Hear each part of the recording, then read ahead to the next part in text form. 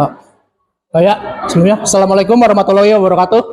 Waalaikumsalam warahmatullahi wabarakatuh. Ya, selamat siang semuanya. Apa kabar? Baik. Masih semangat? Baik. Yang benar, kok lemes? Masih semangat? Baik. Oke, buat membuktikan kalian masih semangat atau masih fokus ya di siang-siang panas terik kayak gini, enak tidur siang ya. Nah, sekarang saya mau satu meja. Coba satu meja, siapin satu pulpen aja. Satu meja, satu pulpen. Satu pulpen taruh di meja. Nah,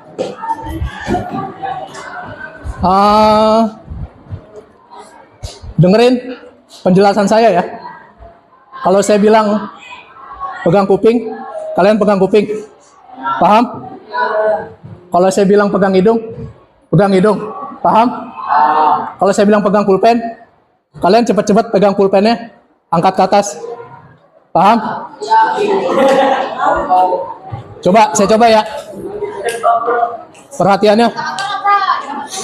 Itu kenapa duduk bertiga itu? Penuh ya? Penuh ya udah nggak apa-apa. Nggak apa-apa. Saya mulai ya. 1, 2, 3. Pegang hidung. Pegang pulpen.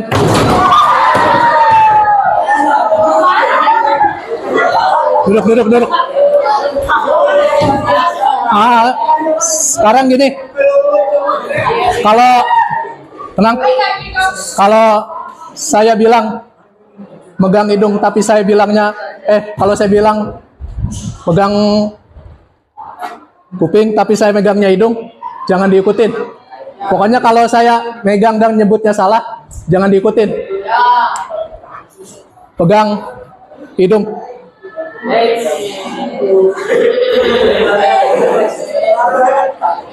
Salah.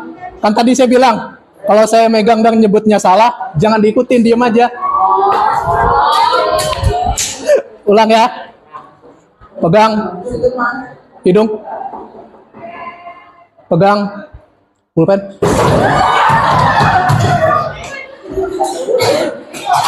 Pegang kuping. Bagus, sudah mulai fokus. Tepuk tangan dong.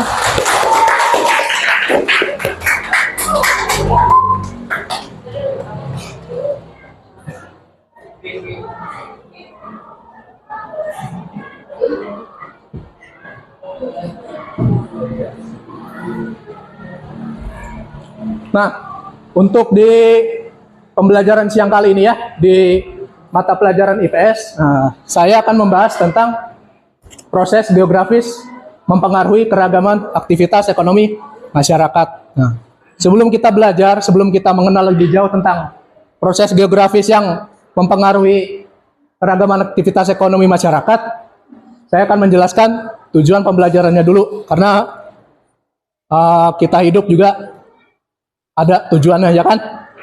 Nah, yang pertama itu, kalian mampu mengidentifikasi keragaman aktivitas ekonomi masyarakat di sekitarnya.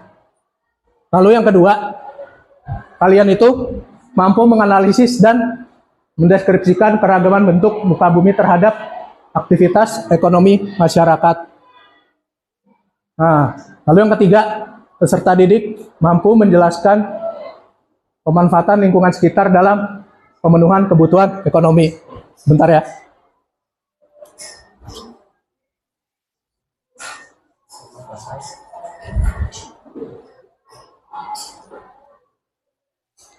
Oh ya, saya absen lagi ya.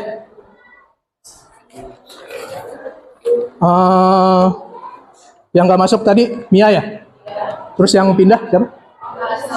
Siapa? Marcelino. Oh, udah nggak ada di sini ya? Oh, ada deh, mantap sih. Berarti totalnya 30. KM ini siapa?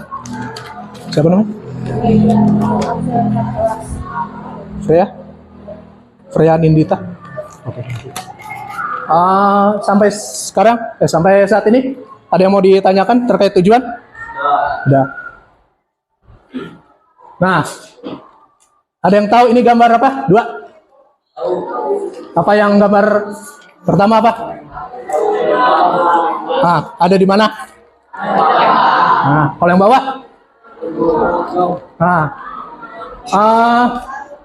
Pertanyaan. Apakah kondisi alam dan proses geografis itu mempengaruhi kehidupan manusia di berbagai bidang nggak? Ya, kenapa? Di antara dua ini. Perbedaannya dari kedua gambar ini apa? Yang satu ada di daerah mana? Yang kedua ada di daerah mana? Yang di pertanian itu ada di daerah mana kira-kira? Gunung. Nah, gunung itu apa? Pinter. Dataran tinggi, bener.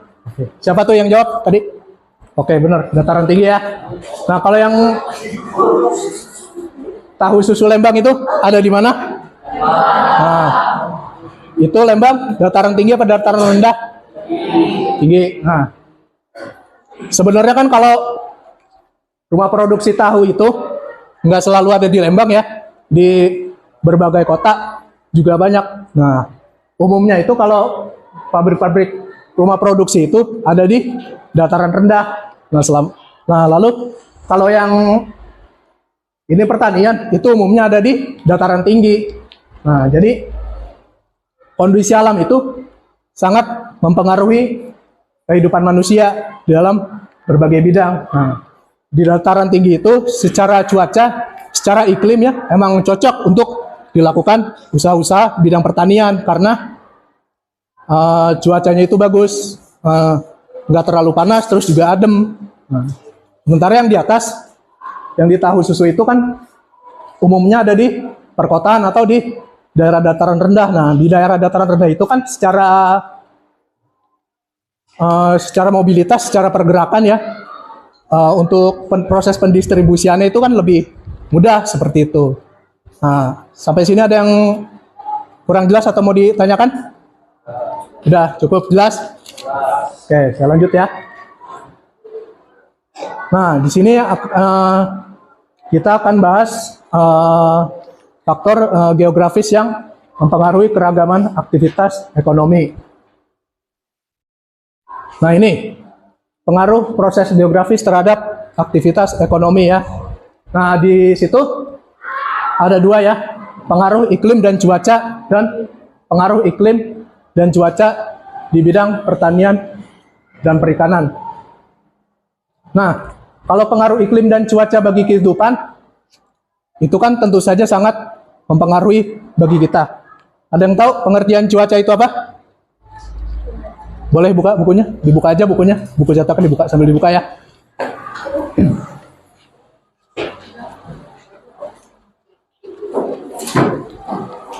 Dibuka bukunya yang tema 2 yang membahas cuaca.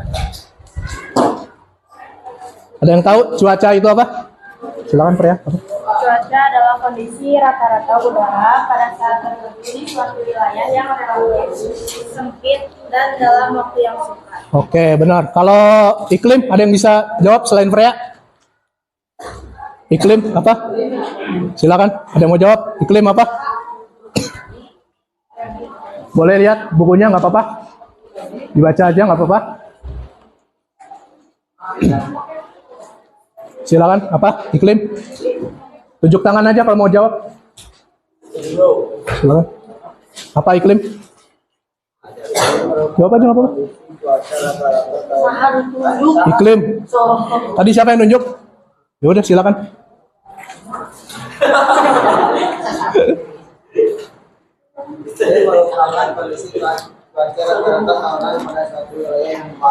Nah, gampangnya bedainnya gini. Kalau cuaca itu kondisi rata-rata udara dan kelembabannya udara itu berubahnya relatif cepat. Misalnya gini, sekarang cuacanya lagi apa nih? Cerah kan? Nah, nanti jam 2 deh. Jam 2 nanti bisa hujan nggak? Bisa mendung nggak? Bisa kan? Nah, kalau cuaca itu perubahannya cepat. Nah, sementara kalau iklim itu perubahannya lama. Misalnya sekarang kan lagi iklimnya tropis ya. Nah, di iklim tropis itu kan ada musim kemarau. Nah, musim kemarau itu kan keberlangsungannya itu lama, bisa hampir 1 tahun lebih. Nah, baru nanti setelah 1 tahun lebih itu iklimnya berganti lagi, seperti itu. Paham bedanya ya? Nah, lalu juga iklim dan cuaca itu bisa tentu saja mempengaruhi terhadap kegiatan aktivitas ekonomi. Nah, contohnya gini, tahu kecimpring? Apa itu kecimpring? Dari apa terbuatnya? Dari singkong. Nah, itu kan prosesnya ada yang dijemur ya. Nah, coba bayangin lagi ini ada pabrik bikin kecimpring, lagi jemur kecimpring, tapi cuacanya mendung atau hujan, kira-kira bakal jadi nggak? Nah, seperti itu contohnya. Cuaca mempengaruhi aktivitas ekonomi, seperti itu. Nah, contohnya gini, satu lagi, tahu batu bata? Nah, batu bata buatnya dari apa? Dari apa? Dari apa? Dari lumpur. Tadi siapa yang jawab dari tanah? Dari tanah? Nah, benar, dari tanah liat. Nah, dari proses tanah liat itu kan buat bikin batu bata, tanah liatnya dicetak terus dijemur. Nah, kalau cuacanya lagi mendung hujan, kira-kira jadi nggak batu batanya? Nah, seperti itu. Nah, terus juga kalau iklimnya di laut itu, misalnya iklim di laut lagi badai, lagi ada ombak gede. Nah, terus kira-kira para nelayan itu ketika ombak gede bakal mau nyari ikan nggak? Nggak. Oke. Ngerti ya sampai sini ya? Oke. Nah, lalu ini pengaruh iklim di bidang cuaca, pengaruh iklim dan cuaca di bidang pertanian dan perikanan. Nah, kan sebagian besar masyarakat Indonesia itu masih menggantungkan hidupnya pada sektor agraris. Nah, pada sektor agraris itu adalah sektor yang masih mengandalkan di bidang tanah atau di bidang pertanian. Seperti contohnya menanam padi dan menanam sayur. Nah, misalnya kalau biasanya kan menanam padi atau menanam sayur itu kan di dataran tinggi kan. Nah, ketika cuaca di dataran tinggi itu lagi nggak menentu, lagi musim kemarau yang panjang, untuk menanam padi dan menanam yang lainnya itu kan juga susah ya. Oke, sampai sini ada yang mau ditanya? Nggak ada. Saya lanjutkan ya.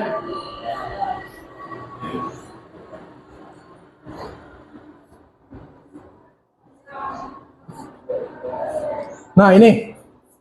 Lalu selanjutnya ada pengaruh iklim dan cuaca di bidang perhubungan dan pengaruh iklim dan cuaca di bidang industri. Nah, salah satu contohnya pengaruh iklim dan cuaca di bidang perhubungan itu adalah kelancaran transportasi. Nah, di sini ada yang pernah banjir atau kebanjiran? Nah, kalau jalanan banjir, macet nggak? Nah, ketika jalanan macet, bisa kira-kira kendaraan itu bisa jalan dengan bebas nggak? Nah, seperti itu contohnya pengaruh iklim dan cuaca di bidang perhubungan. Nah, terus juga ada transportasi laut. Nah, kalau transportasi laut itu kan sangat mengandalkan cuaca dan iklim di laut. Seperti yang saya tadi bilang di awal, kalau cuaca di laut lagi ada ombak gede, itu kan kira-kira kapal itu, kapal pesiar ataupun kapal kargo ya, itu kan sulit ya, bukan sulit lagi, bahkan tidak bisa untuk melewati laut tersebut karena berbahaya ya, karena ombaknya gede dan tinggi banget. Kalau maksain lewat itu bisa langsung digulung ombak seperti itu ya. Nah, ini juga ada yang kedua, ada pengaruh iklim dan cuaca di bidang industri. Nah, di Indonesia ini kan banyak banget industri ya, terutama usaha-usaha mikro, kecil, dan menengah yang masih mengandalkan pengaruh iklim sama cuacanya. Seperti yang saya bilang tadi pas produksi kecimpring, tahu kan? Nah, itu kan harus dijemur ya. Nah, sementara kalau cuacanya lagi mendung, lagi hujan deras itu kan kecimpringnya lama jadinya atau bahkan mungkin nggak jadi-jadi seperti itu. Sampai sini ada yang paham? Sampai sini ada yang kurang jelas atau mau ditanyain? Nggak ada. Oke, kita lanjut ya. Nah, ini ada pengaruh iklim dan cuaca di bidang kesehatan dan pengaruh iklim dan cuaca di bidang lingkungan hidup.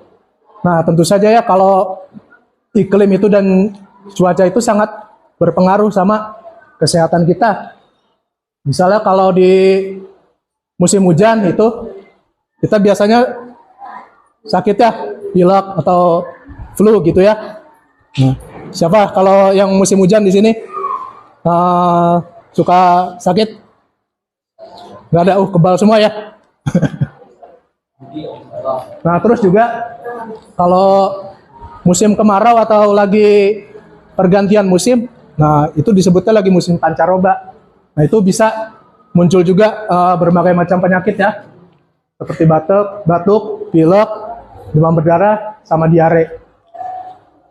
Nah, lalu juga pengaruh iklim dan cuaca di bidang lingkungan hidup. Nah, ini jadi faktor yang sangat berpengaruh di kehidupan lingkungan. Jadi iklim itu sangat berpengaruh terhadap lingkungan hidup, terhadap lingkungan kita tinggal. Nah, perubahan iklim itu dilihatnya dari apa sih? Dilihatnya dari ada fenomena badai El Nino dan La Nina. Ada yang tahu badai El Nino dan La Nina itu apa? Boleh dilihat di buku, silakan apa?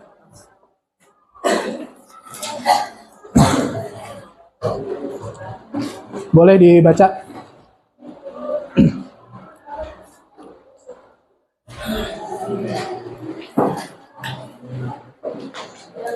Bukunya dikeluarin.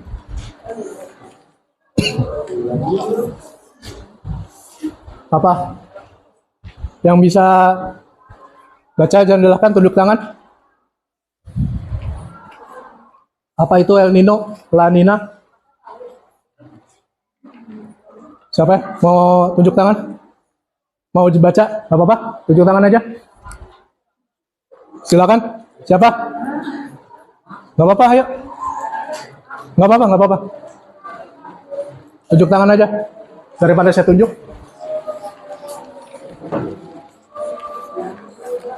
Nggak mau, ya udah saya tunjuk ya. Saya tunjuk. Davi mana? Apa? Dibaca aja nggak apa-apa. El Nino dan La Nina itu apa? Badai El Nino dan La Nina itu apa? Di buku ada. Apa? Sebutkan. Oh ya, saya minta handphonenya disimpan dulu. Disimpan dulu aja. Nanti saya kasih kesempatan kok buat buka handphone. Tenang aja. Ya, La Nina dan El Nino apa?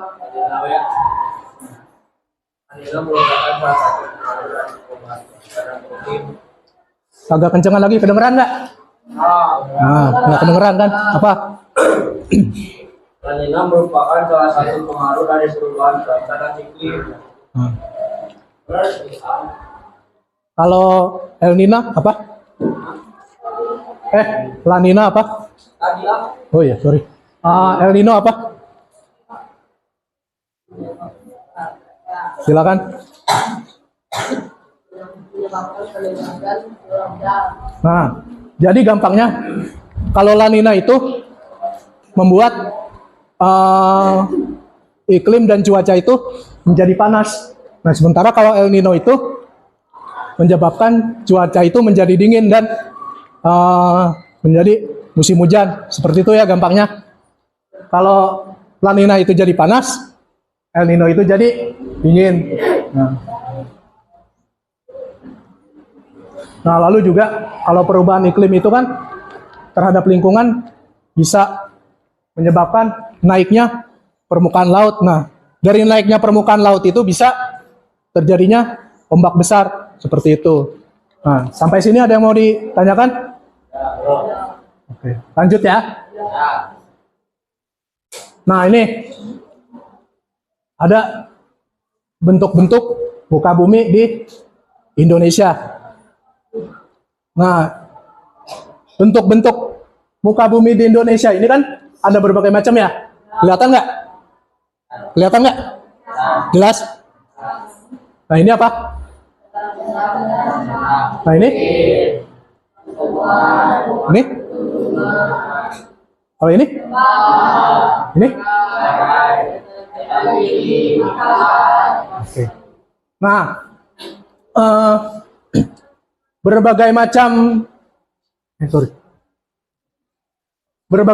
bentuk muka bumi ini ya, dari gunung, pegunungan, cekungan, bukit, dataran rendah, pantai, dataran tinggi, dan lain-lainnya itu adalah salah satu proses geografis.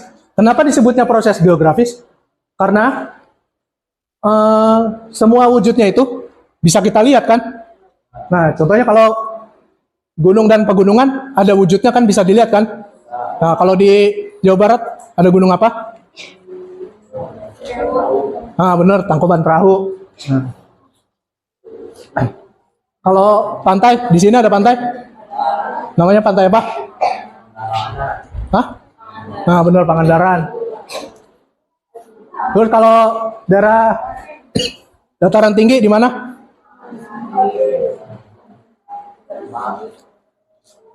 Kalau dataran tinggi di Jawa Barat di mana? Di Lembang. Nah, kalau bukit, tahu nggak di mana bukit? Di sini, Jawa Barat.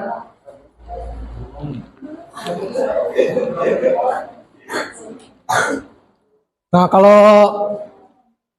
kalau bukit itu adanya di Gunung Putri. Tahu Gunung Putri? Gunung Putri Lembang.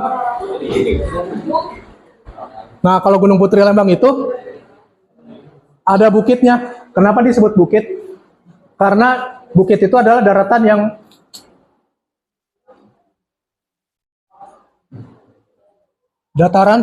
bukit itu daratan yang bentuknya mirip gunung. Nah, tapi tingginya itu di bawah 1000 mdpl. Ada yang tahu mdpl apa? Nggak tahu. MDPL itu adalah meter di atas permukaan laut. Nah, kalau gunung itu kan rata-rata tingginya 2000 atau 3000 mdpl. Nah, yang dimaksud mdpl itu adalah tinggi gunung itu tingginya itu sebanyak 3000 meter di atas permukaan laut. Jadi di atas daratan ini, di atas permukaan itu tinggi ke atasnya 3000 meter. Nah, tinggi banget ya. Nah, ini ya, tadi kan saya udah jelasin gunung. Nah, lalu kalau pegunungan itu adalah rangkaian dari gunung yang menyambung, terus bentuknya memanjang. Jadi berderet, ada berbagai macam bentuk gunung. Nah, ada yang tahu salah satu pegunungan di Indonesia yang terkenal banget itu? Nggak tahu? Krakatau bukan, Merapi bukan. Merapi kan cuma satu gunung aja tuh. Bromo bukan. Ada satu lagi di Papua, masa nggak tahu? pegunungan ini Jaya Wijaya. Nah, itu kan Jaya Wijaya itu kan ada beberapa gunung ya. Ada beberapa gunung yang tersusun memanjang. Nah, itu kan di puncak pegunungannya itu, di puncak pegunungan Jaya Wijaya.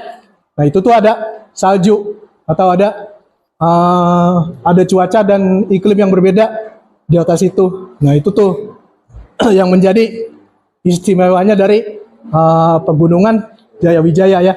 Jadi seperti itu. Ada yang mau ke sana?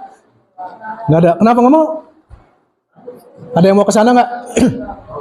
Mau? Hah? Ya kalau gratis saya juga mau. Nah, lalu untuk ini ya pengertiannya, kalian kalau mau ditulis silakan tulis. Kalau mau nggak nulis juga nggak apa-apa. Tapi menurut saya ini penting ya. Kalau mau ditulis silakan, saya tunggu. Kalau yang mau menulis ditulis silakan.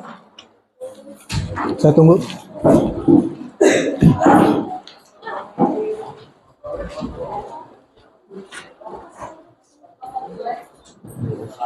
Saya tunggu 5 menit buat nulis.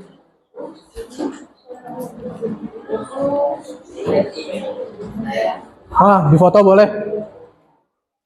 Boleh pakai HP-nya buat foto.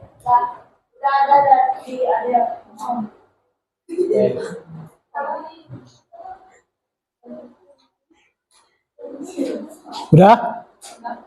Oke, saya lanjut ya. Nah, ini selain tadi, kalau tadi itu kan kayak gunung, pantai, pegunungan, lereng, lembah, ngarai, itu kan bentuk permukaan bumi yang ada di daratan ya. Nah, kalau ini adalah salah satu bentuk permukaan bumi, yaitu laut. Nah, bentuknya laut itu terbagi jadi ada 7. Yang pertama itu dangkalan, yang kedua ada lubuk laut, yang kedua ada gunung laut, yang keempat ada palung laut, yang kelima ada ambang laut, yang keenam ada punggung laut. Nah, yang ketujuh ini ada alur-alur laut. Nah, jadi di sini yang paling dalam bagian apa? Yang paling dalam banget. Palung. Nah, ya. Di sini adalah palung laut itu adalah lembah yang dalam banget. Yang dalam banget itu bisa dalamnya kurang lebih 5.000 meter ke dalam laut, dan itu gelap banget. Setahu saya ya, sampai sekarang itu belum ada satupun manusia yang bisa sampai ke palung laut ya. Tapi kalau di film itu kan beda. Kalau di film itu pasti namanya udah dipakai proses editing segala macam. Nah, jadi sampai sekarang itu laut seluruh dunia itu baru terjamah kurang lebih sekitar baru terjamah 30% aja. Belum terjamah 100%. Nah, kenapa? Karena laut itu saking luasnya banget, saking dalamnya laut itu, belum ada teknologi ataupun manusia yang bisa menjelajahi seisi laut seperti itu. Nah, sampai sini paham?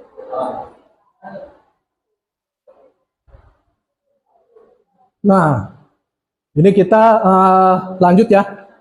Tadi kan kita udah bahas faktor geografis yang mempengaruhi terhadap aktivitas ekonomi. Nah, aktivitas ekonomi itu ada 3 bentuk, yaitu primer, sekunder, dan tersier. Nah, ada yang tahu bedanya apa? Bedanya kegiatan ekonomi primer, sekunder, tersier? Ayo. Siapa yang bisa jawab? Jawab aja nggak apa-apa. Silakan. Tunjuk tangan. Daripada saya tunjuk.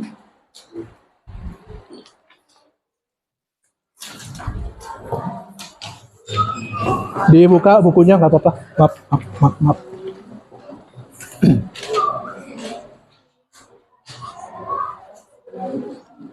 Ayo silakan. Apa?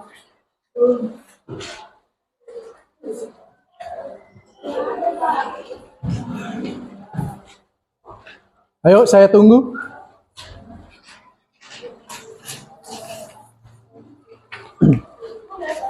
Apa? Ayo. Ayo. Ayo apa?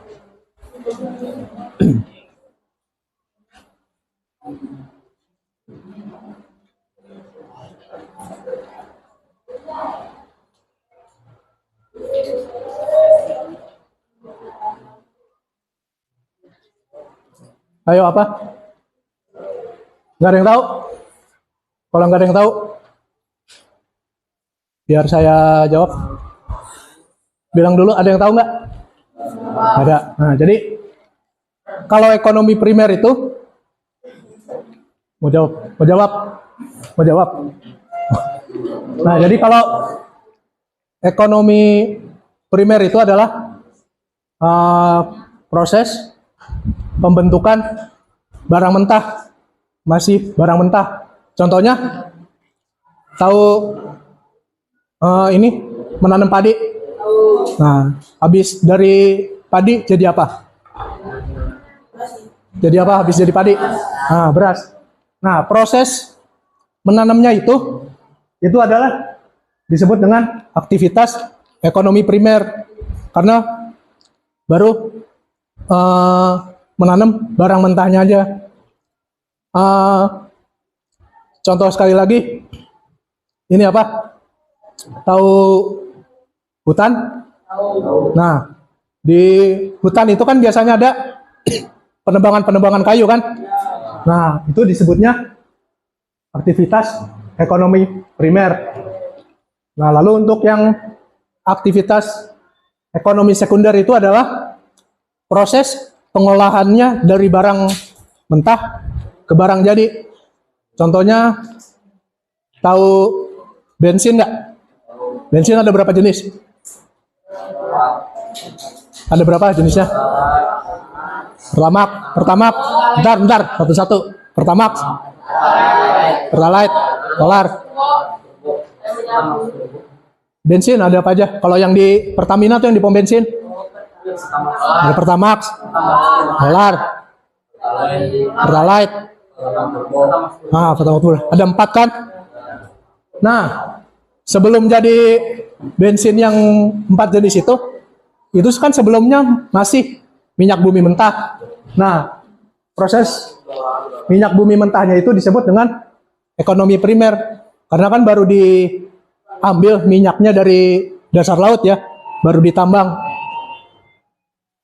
Nah, itu disebutnya aktivitas ekonomi primer. Nah, proses pengolahannya jadi bensin, jadi solar, pertalite, pertamax itu kan disebutnya aktivitas ekonomi sekunder. Sekunder itu mengolah barang mentahnya seperti itu.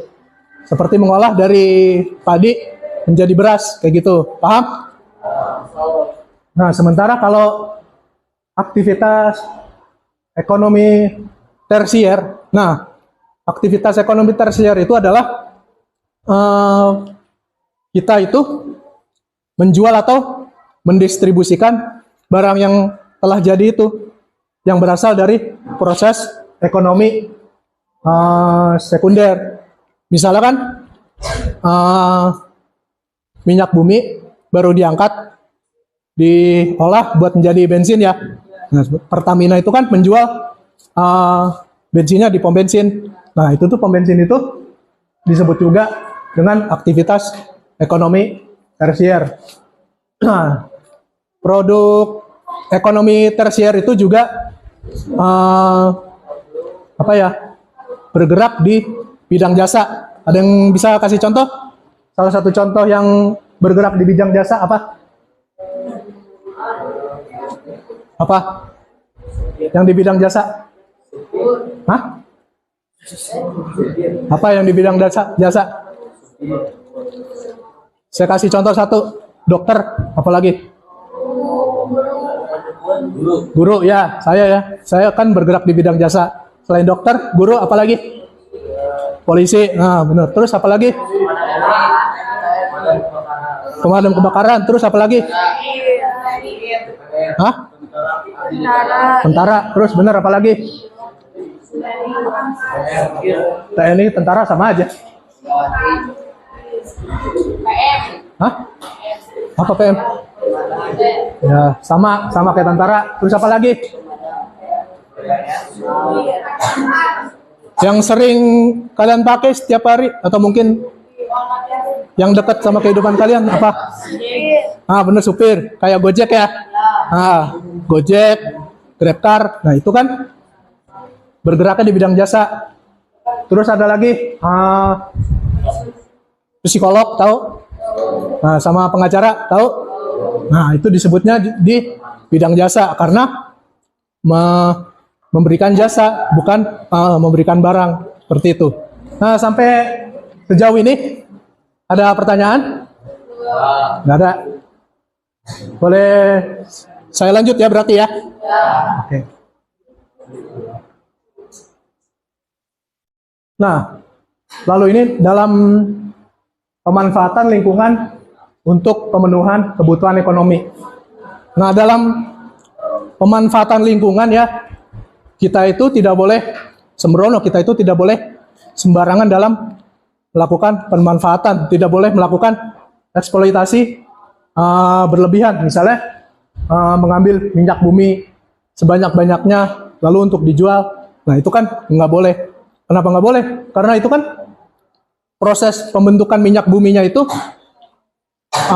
lama banget, nggak bisa sebulan 2 bulan, harus bertahun-tahun baru bisa diambil minyak buminya itu. Belum lagi proses pengolahannya kan juga lama. Nah, seperti itu contohnya. Lalu prinsip-prinsipnya pemanfaatan lingkungan itu ada 4 ya. Yang pertama itu keadilan antar generasi. Nah, maksudnya itu setiap generasi ya. Misalnya kan saya generasi milenial nih. Nah, saya itu selaku generasi milenial mempunyai kewajiban untuk menjaga dan mewariskan kehidupan lingkungan yang baik, lingkungan yang sehat untuk generasi-generasi berikutnya. Misalnya generasi berikutnya nih, kalian ya disebutnya kan Gen Z ya. Nah, kalian itu juga berkewajiban untuk menjaga keadilan antar generasi. Kenapa? Karena untuk generasi selanjutnya setelah kalian itu juga supaya bisa menjadi aman lingkungannya. Mereka itu tidak kesulitan dalam mengakses bahan-bahan untuk memenuhi kebutuhan hidupnya. Nah, seperti itu. Nah, lalu yang keempat itu ada perlindungan ya. Seperti yang saya bilang tadi, perlindungan itu perlu untuk pemeliharaan dan perlindungan keanekaragaman hayati, khususnya barang-barang yang kita konsumsi sehari-hari, yang kita beli sehari-hari gitu, supaya tidak terjadi kelangkaan. Nah, kalau terjadi kelangkaan kan agak repot ya. Misalnya kalau mau beli bensin langka, terus nggak bisa beli bensin, bingung sendiri kan? Nah, oke. Sampai sini ngerti tentang pemanfaatan lingkungan? Nah, saya lanjutkan, bisa? Nah, lalu yang ketiga itu ada perdagangan antar pulau. Nah, apa sih yang dimaksud perdagangan antar pulau tuh? Yang dimaksud perdagangan antar pulau itu adalah suatu perdagangan yang membutuhkan perpindahan pulau. Misalnya gini, di Bandung mau jual kecimpring ke Sumatera. Nah, dari Bandung ke Sumatera itu pulaunya berpindah nggak? Nah, pindah. Kenapa pindah? Ya karena di Sumatera itu nggak ada kecimpring, sehingga mereka harus beli lewat Bandung. Nah, proses pembeliannya itu, terus juga pengirimannya itu kan harus melalui menyeberang pulau ya. Nah, seperti itu. Nah, lalu untuk karakteristiknya dalam perdagangan antar pulau atau daerah atau antar daerah itu ada spesialisasi produk ya, seperti yang saya bilang tadi. Nah, kecimpring itu kan bisa disebut salah satu produk spesialisasinya di Bandung atau di Jawa Barat ya. Kalau di Sumatera atau di Sumatera Barat kan spesialisasinya apa? Makanan. Sumatera Barat apa? Yang enak banget, makanan paling enak nomor 1 di dunia. Rendang. Nah, tahu rendang? Tahu. Ada yang nggak suka rendang? Ada yang nggak suka rendang? Kenapa nggak suka? Nah, contohnya seperti itu. Kalau faktor lainnya itu ada, tentu saja saling bekerja sama dan menghasilkan laba. Ya, tentu saja kita kalau jualan itu kan pasti nyari untung ya, bukan nyari rugi kan? Nah, seperti itu.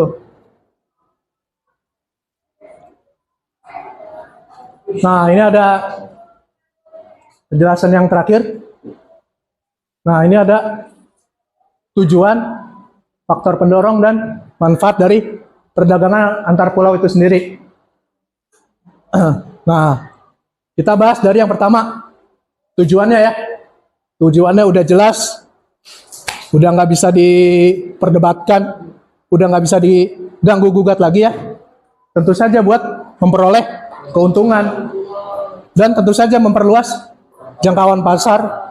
Kenapa memperluas jangkauan pasar? Karena orang-orang yang belum tahu tentang produk khas daerahnya, misalnya ingin memperkenalkan kecimpring ke luar negeri gitu, keren ya. Nah, itu juga kan salah satu tujuannya untuk memperluaskan jangkauan pasar, memperluas jangkauannya kecimpring itu supaya mendunia, supaya bisa dinikmati oleh masyarakat dunia. Nah, lalu ini ada perbedaan sumber daya alam dan selera konsumen. Nah, tentu saja ya, kan di Sumatera Barat atau di Bandung itu kan keadaan tanahnya berbeda. Jadi apa yang bisa ditanam di sini belum bisa ditanam di sana. Begitupun juga sebaliknya, yang bisa ditanam di sana belum bisa ditanam di sini, seperti itu. Nah, sampai sini paham? Lalu juga ini ada manfaatnya. Manfaat dari perdagangan antar pulau itu kan ada 3 ya, banyak. Tentu saja yang pertama itu bisa meningkatkan produktivitas. Nah, yang dimaksudkan meningkatkan produktivitas itu adalah produsen itu bisa memperbanyak hasil produksinya, dan diharapkan juga hasil produksinya itu bisa laku banyak atau bisa terjual banyak, seperti itu. Nah, lalu juga penghematan biaya produksi atau efisien. Nah, lalu yang C itu juga memperluas kesempatan kerja atau lapangan kerja. Nah, misalnya kalau semakin banyak produksi, semakin banyak produsen itu kan membutuhkan banyak orang ya. Nah, untuk memenuhi proses produksi itu dibutuhkan juga banyak tenaga kerja dan kesempatan kerja. Nah, seperti itu. Sampai sini paham semuanya? Oke. Untuk sekarang boleh silakan duduk sesuai kelompoknya yang tadi. Duduk sesuai kelompok yang tadi. Ingat kan? Boleh minum. Kalau mau minum silakan. Boleh duduk. Duduk sesuai kelompoknya ya.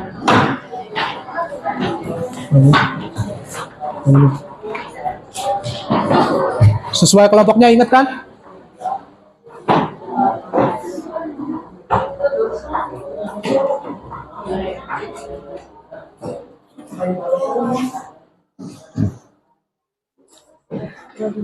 Udah sesuai kelompoknya? Ini kok berempat? Oh, ya udah.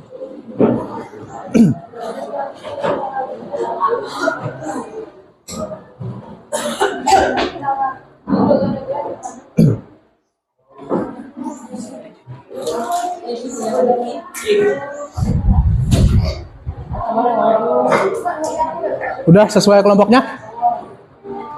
Udah belum? Udah.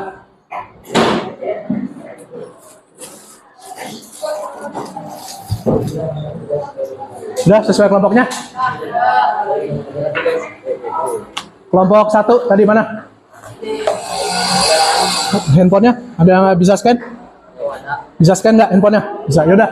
Kelompok 1, coba scan yang nomor 1 tugasnya.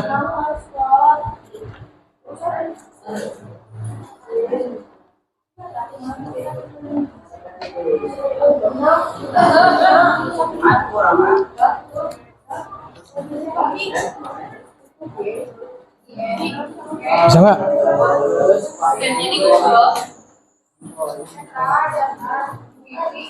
Bentar, kelompok 1 dulu ya.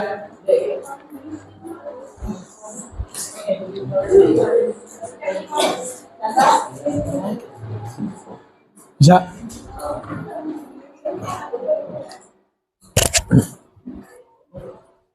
Bisa.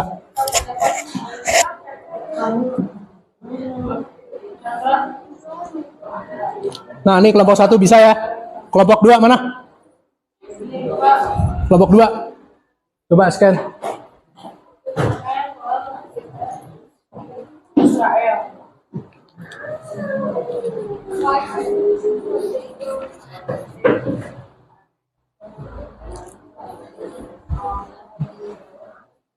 Kelompok 2 di scan coba.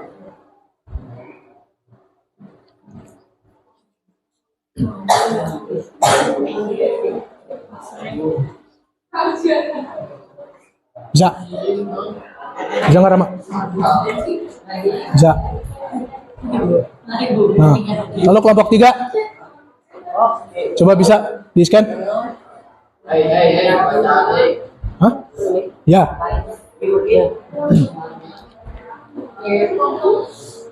Kelompok 3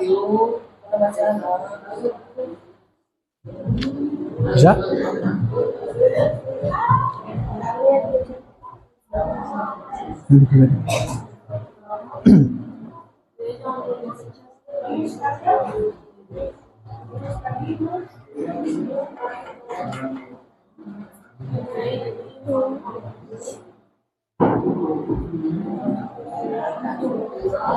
Kalau nggak bisa,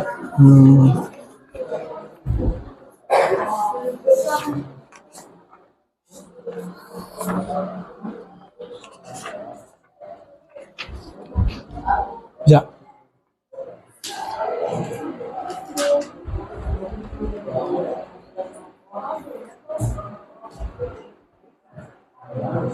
Kelompok 3 ya. Kelompok 4 mana?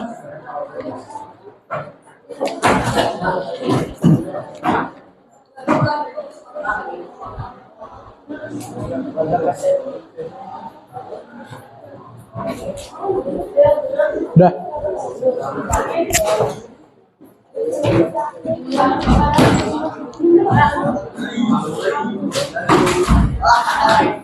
Udah.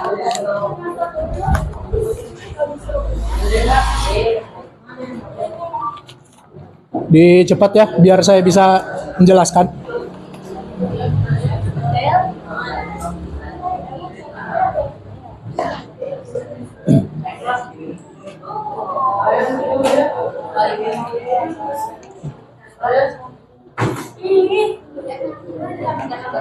Kalau nggak bisa, ini saya ada kertas soalnya.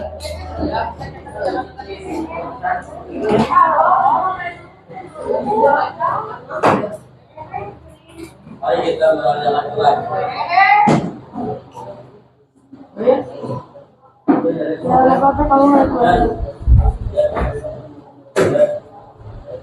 Itu dia aja. Nah,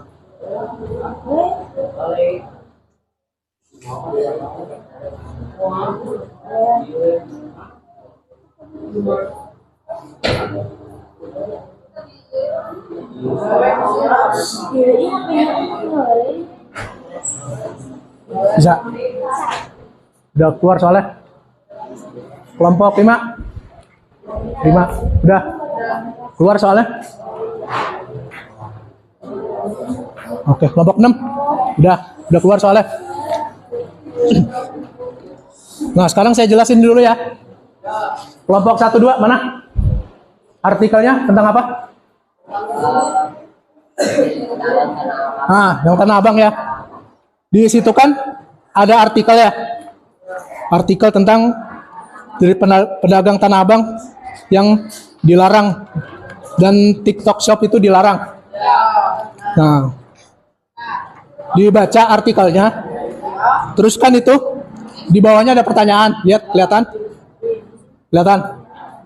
Nah, pertanyaan itu dijawab. Kalian diskusikan dengan teman kalian ya. Pertanyaannya ada 1 sampai 3. Dijawab di kertas ya, di kertas lembar. Nah, udah sampai paham?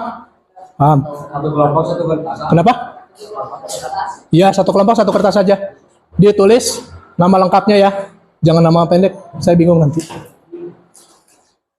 Terus kelompok 3 sama 4. Artikelnya yang mana tadi? Nah, itu sama ya. Kalian baca dulu artikelnya. Baca artikelnya, pelan-pelan dipahami, terus nanti kalian jawab juga. Pertanyaannya itu ada 1 sampai 3. Nah, kalian jawab, kalian diskusiin sama teman-teman kalian. Nah, paham nggak? Lalu kelompok 4 mana? Artikelnya yang petani garam kan? Nah ya, itu ada artikel, kalian baca dari awal sampai akhir.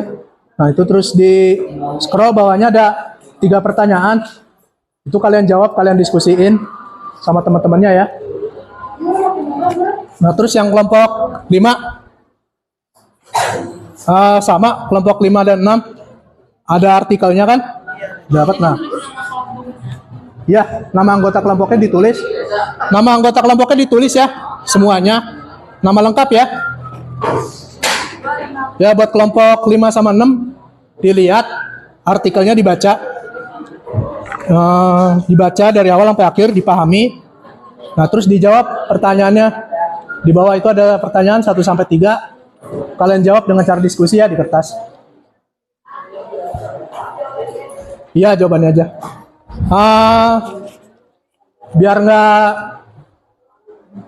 ke distract kebanyakan handphone, satu kelompok boleh megang 2 handphone aja. Satu kelompok boleh pakai 2 HP aja ya.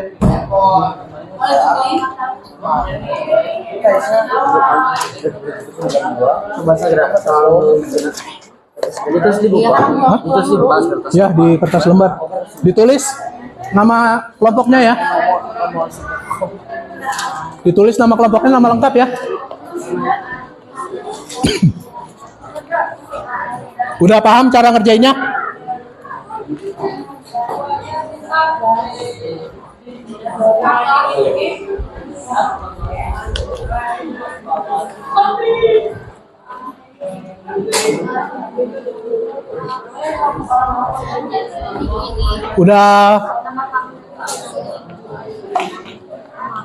Udah paham kan cara ngerjainnya? Paham? Nah, kalau udah paham silakan dikerjain. Tapi satu meja. Hah? Hah? Iya, iya. Satu handphone, 2 meja. Satu handphone. Satu meja, 2 HP aja. Jangan banyak-banyak ya.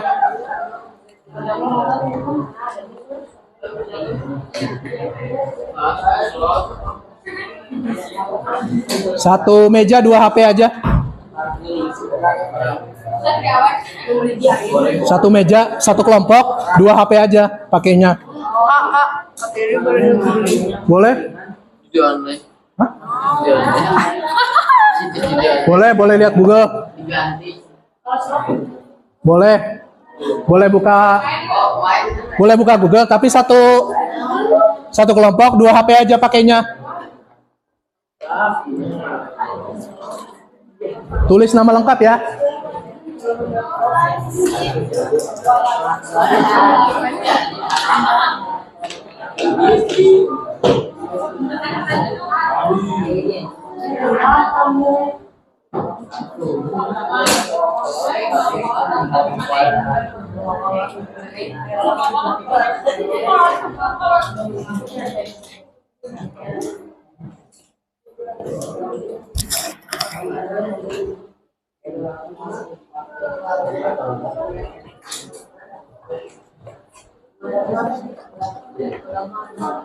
Ditulis nama lengkap ya, anggotanya, biar nanti nggak bingung saya periksanya. Iya, nama lengkap ya, nama panjang. Kan saya yang punya nama bagus-bagus, nggak ditulis.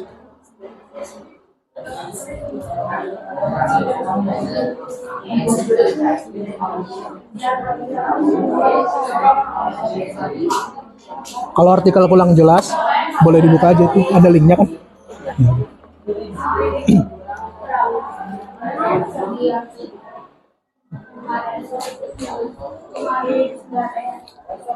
Nih, mana kelompoknya? Dudukkan di sini aja. Nyatu sama kelompoknya ya. Di sini aja duduknya. Biar bisa diskusi bareng.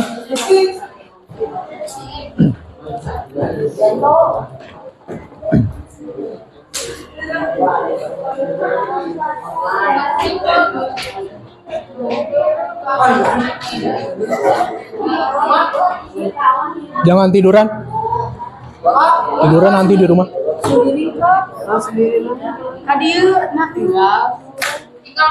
Tinggal. Sini kelompok sini kan? Sini duduk kan? Kelompoknya saya. Hah? Balik ke tiba nggak balik.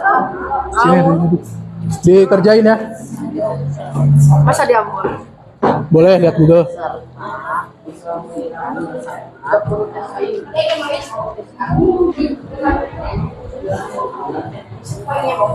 Duduknya berkelompok ya, sesuai kelompoknya aja.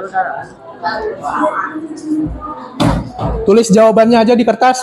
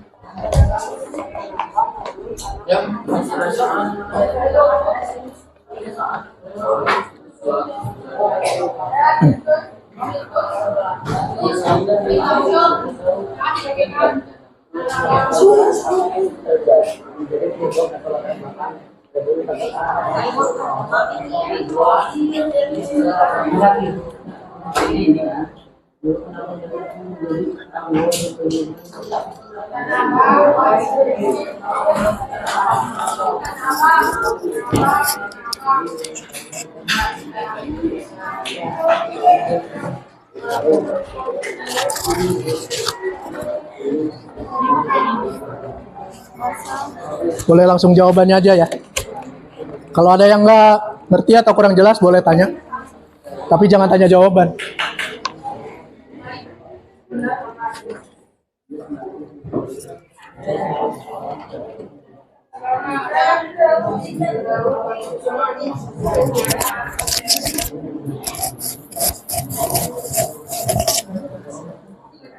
Sepuluh menit lagi ya. Jangan digangguin ya, kerjasama dong. Biar berdiskusi ya kayak. Dikerjain kelompok. Nanti kalau udah selesai, nggak perwakilan tiap kelompoknya presentasikan jawabannya di depan ya.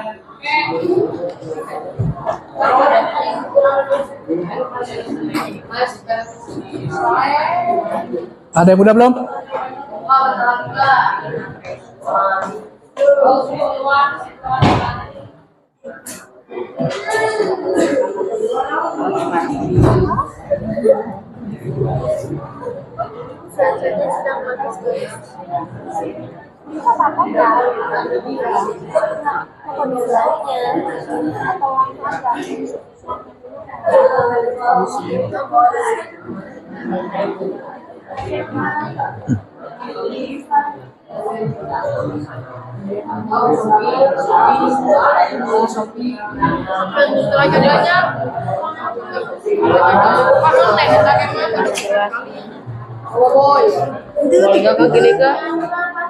Karena adanya persaingan dagang dengan pedagang online.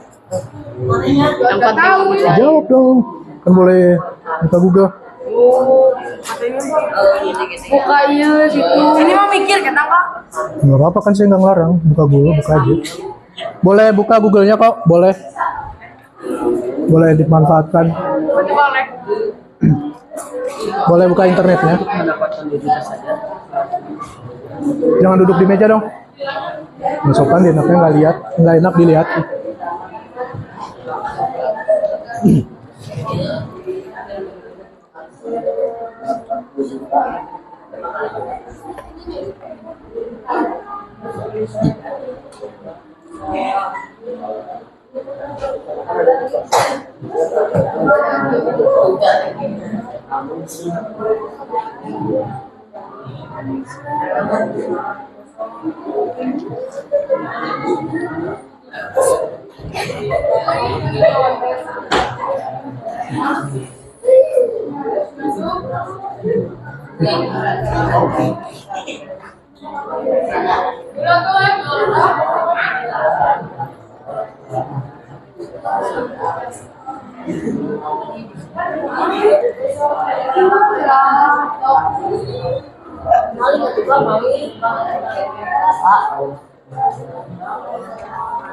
Mana yang ngerjain? Bapak kan cuma butuh satu lembar aja, jawabannya di situ aja. Ditunggu kontribusinya. Tiap kelompok saya lihat siapa yang berkontribusi, siapa yang enggak.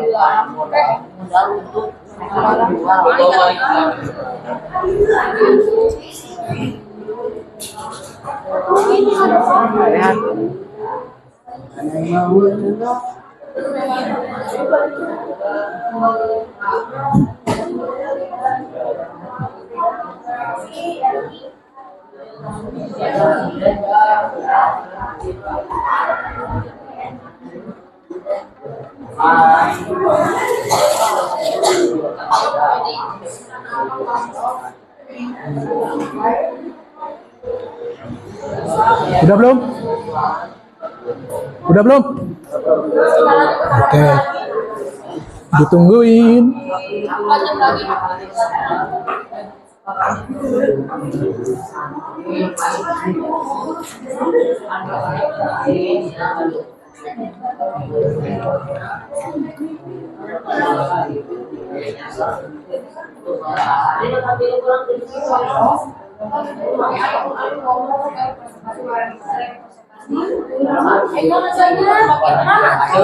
Toilet, boleh bu.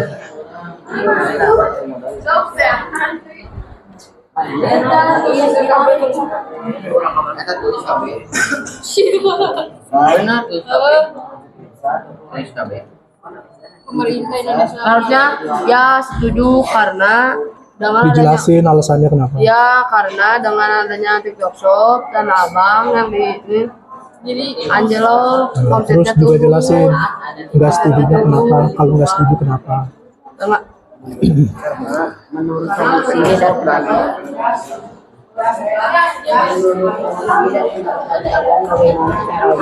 pedagang pasar dan marketplace online bisa berjalan.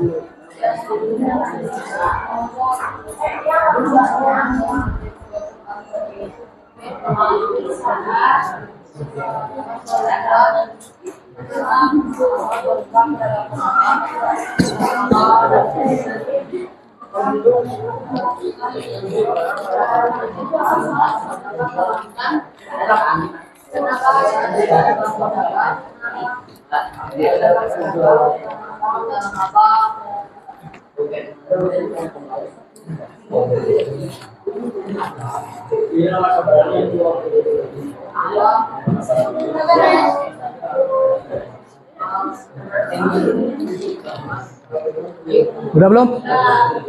Udah. Sabar ya, tungguin yang lain. Yang udah kelompok berapa? 3 ya? Oh, 4 ya. Kelompok 4 ada yang udah nih. Satu kelompok udah.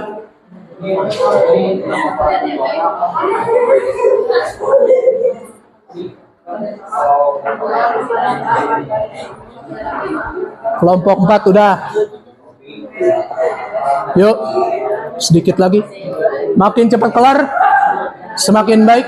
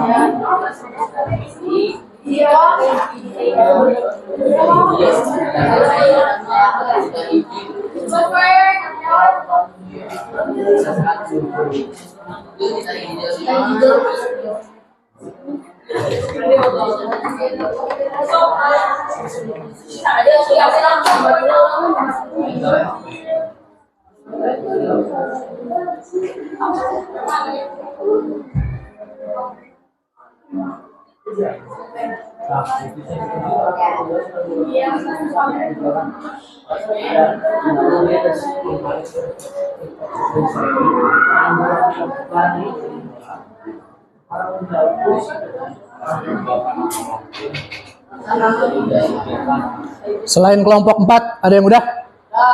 Udah? Berapa lagi? Satu lagi ya. Bagus.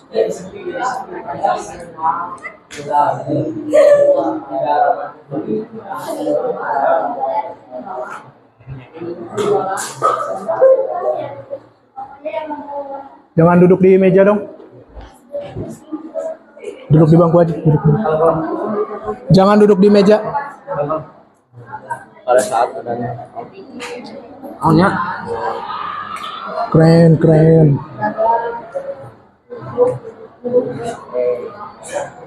Udah. Udah? Udah? Yakin? Yakin nggak? Insya Allah yakin. Coba dibaca-baca lagi. Udah dibaca tadi. Yakin? Yakin. Aku baca dulu ya, Kak.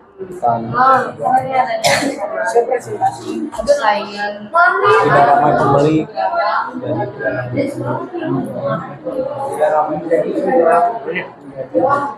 Sedikit. Udah nih, satu lagi ya. Duduk dong, duduk dong, duduk, duduk.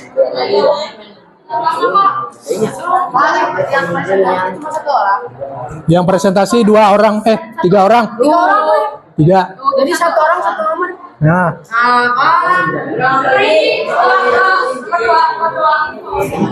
perwakilannya.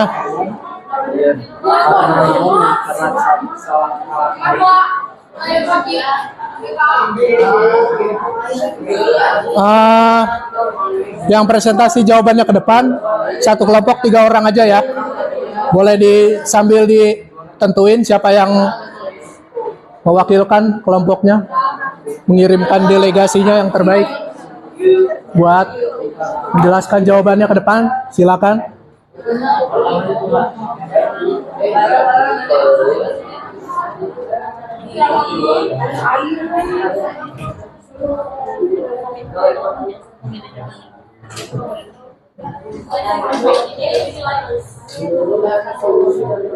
Silakan dilanjutkan.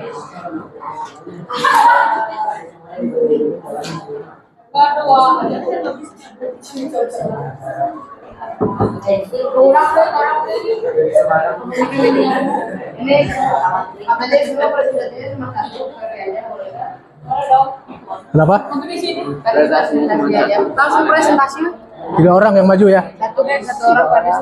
Tiga orang. Oh, ayo orang berdiri sok. Boleh sambil ditentuin siapa yang mau maju. Gavi duduk dah. Apa?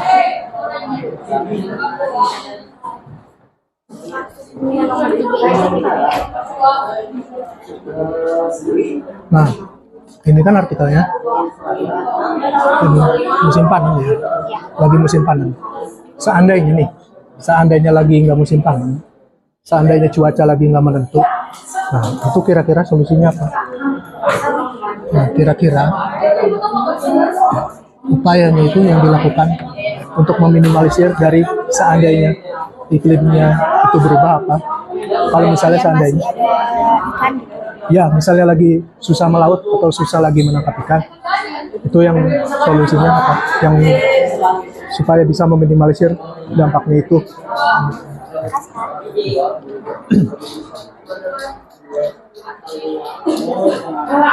Duduk, jangan keluyuran ya. Nanggung nih sebentar lagi. Semakin lama kelar ntar. Ya, libur kita udah katanya. Udah. Udah ke presentasi. Sok silakan presentasi. Ini bertiga. Soalnya Bertiga siapa yang mau? ini satu ya. Ya udah boleh. Nanti tunggu yang lain selesai. Yang lain udah belum? Udah.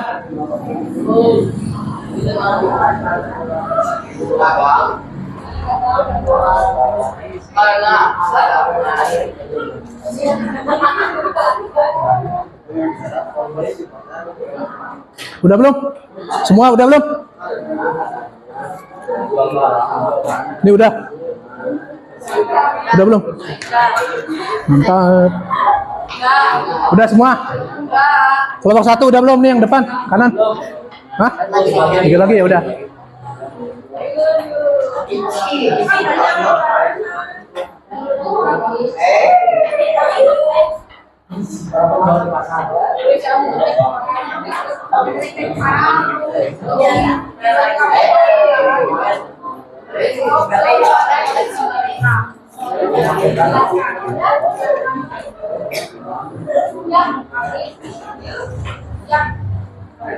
Hop.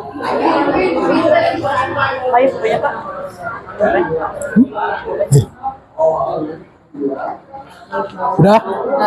Tunggu sebentar, tunggu yang lain ya. Yang lain udah? Udah? Udah semua? Ini kelompok 1 udah belum? Sabar ya. Sabar, jangan pulang dulu. Perwakilan aja. Tiap kelompok 1 udah? Udah, boleh maju 3 orang. Jangan pulang dulu ya. Sabar.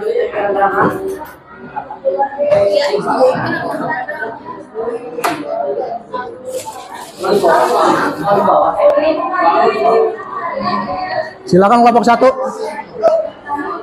3 orang aja, 3 orang. Hah? Enggak, langsung aja. Ya, kalian jelasin artikel yang kalian baca tentang apa, terus langsung jawabannya apa.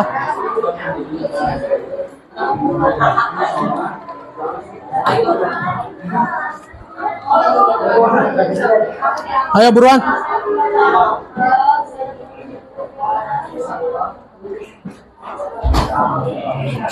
Ayo kelompok 1. Yang lain duduk dengarkan kelompoknya. Yang lain duduk buat dengerin kelompok 1 mau presentasi. Duduk dulu ya, duduk dong.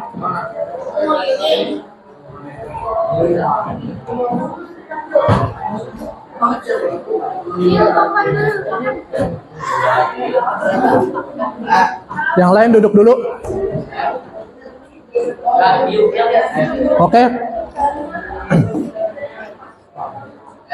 Kelompok 1, boleh silakan dimulai.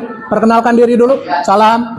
Assalamualaikum warahmatullahi wabarakatuh. Waalaikumsalam warahmatullahi wabarakatuh. Nama saya Alaf. tapi Dari dari kelompok satu akan artikelnya tentang apa? hasil diskusi kami. Nomor satu, Artikelnya tentang apa? Artikelnya tentang apa? artikelnya tentang diri kadal tanah abang menjadi TikTok dilarang. Nah, Nomor satu, menurut pendapat kalian, apa yang menjadi penyebab atau latar belakang kadal tanah abang mengeluh atau tidak setuju? Dikarenakan adanya TikTok Shop, biasanya para pedagang bisa mengantongi 20 juta per hari, namun jadi dapat beberapa sampai 2 yang kedua, silakan. Kedua, menurut pendapat kalian, apakah kalian setuju jika marketplace online seperti TikTok Shop dan Shopee dilarang dengan alasan kalian menolak?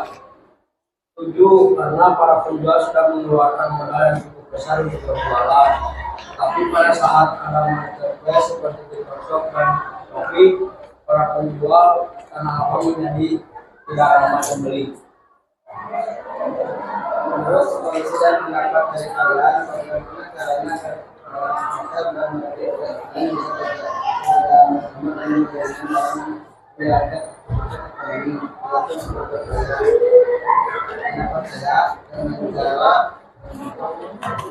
para penjual online membuat harga barang yang sama dengan harga pasar tanah abang. Oke, tepuk tangan dong buat yang udah berani jelaskan. Ada sedikit tambahan dari saya kan? Duduk. Fenomena TikTok Shop itu tahu kan? Tahu? Nah, fenomena TikTok Shop itu kan merupakan salah satu dari keragaman aktivitas ekonomi yang dipengaruhi apa? Yang dipengaruhi oleh faktor geografis. Nah, kenapa orang lebih milih TikTok Shop? Ya, karena orang juga nggak perlu capek-capek, nggak perlu panas-panasan lagi buat jalan ke pasar seperti itu. Nah, karena adanya TikTok Shop ini menjadi dimudahkan. Nah, tapi bagaikan pisau bermata dua ya. Pedagang-pedagang offline istilahnya, pedagang-pedagang yang di pasar itu juga mengalami kerugian atau omsetnya menurun karena banyak konsumen yang beralih ke TikTok Shop seperti itu. Oke, sampai sini paham? Sekarang perwakilan kelompok 3 atau 4? Kelompok 3 atau 4 yang mau maju silakan. Kelompok 4, 3 orang. Silakan maju.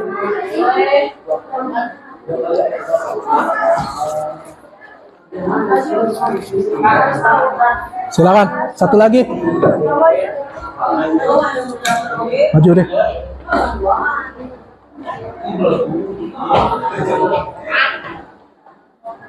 Nggak boleh, silakan perkenalkan diri. Waalaikumsalam warahmatullahi wabarakatuh. Kami dari kelompok kita akan mempresentasikan artikel yang sudah kami baca mengenai anomali cuaca tulisan pelajaran. Perkenalkan saya Freya. Pertama, menurut pendapat kalian, apa yang menjadi penyebab atau latar belakang menurut sejarah berdasarkan artikel tersebut? Kami latar belakangnya ialah karena saat proses penggaraman jika terjadi hujan, pengejaran akan menjadi mudah lagi. Hanya bisa mengolah garam tapi tergantung cuaca.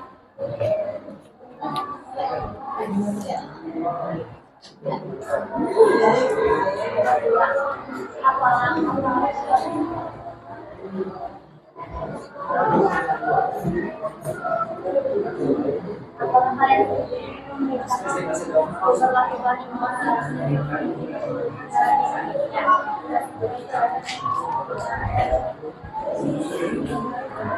tidak setuju karena kebutuhan garam di Indonesia sudah terbukti, hanya saja pengolahannya yang susah karena menurut solusi dan pendapat dari kalian, bagaimana solusi yang bisa dilakukan untuk bisa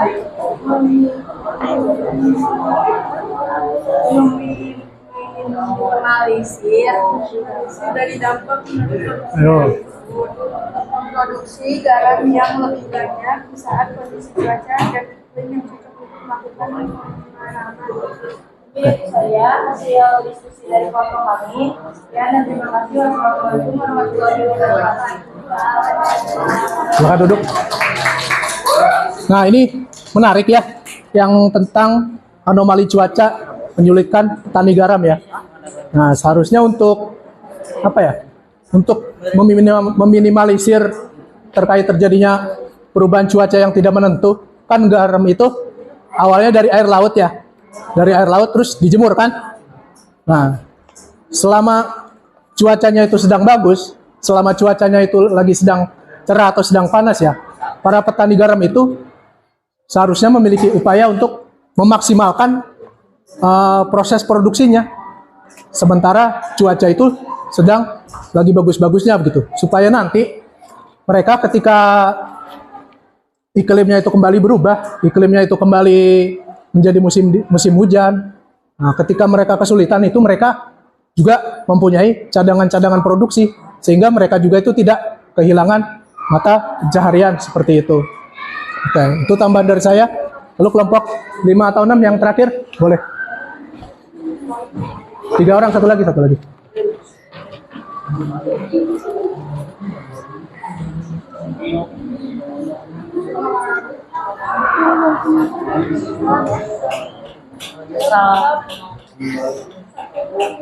Assalamualaikum warahmatullahi wabarakatuh.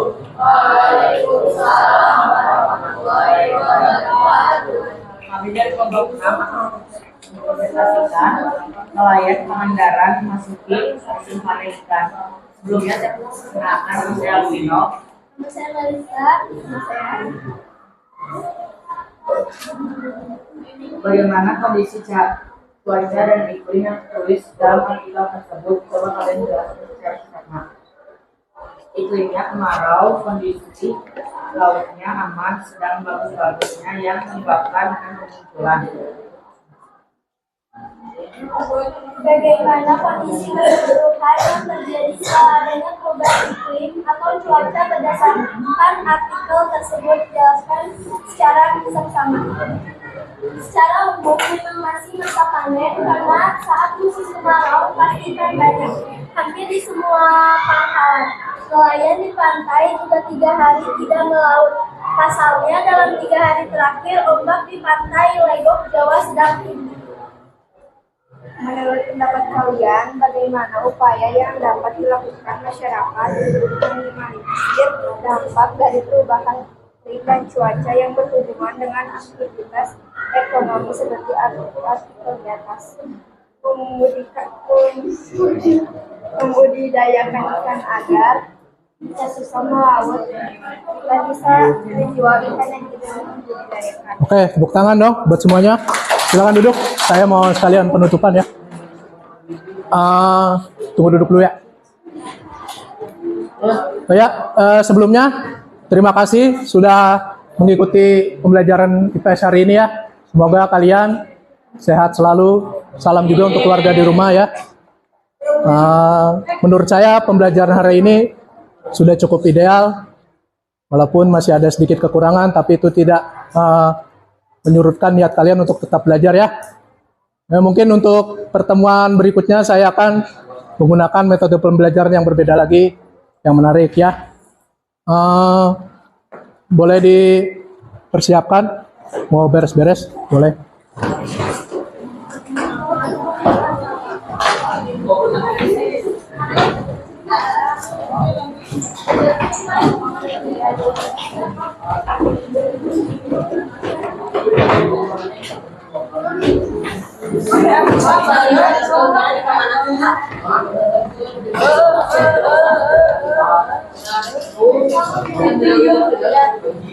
Ayo buruan.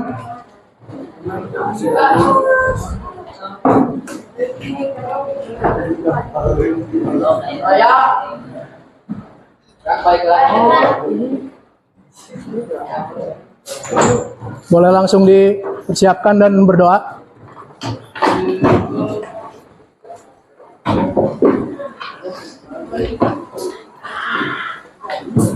Sikap. Cek.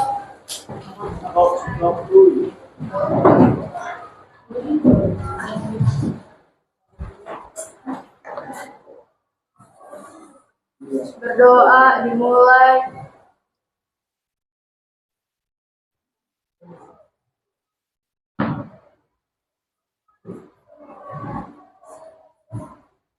Berdoa selesai. Beri salam.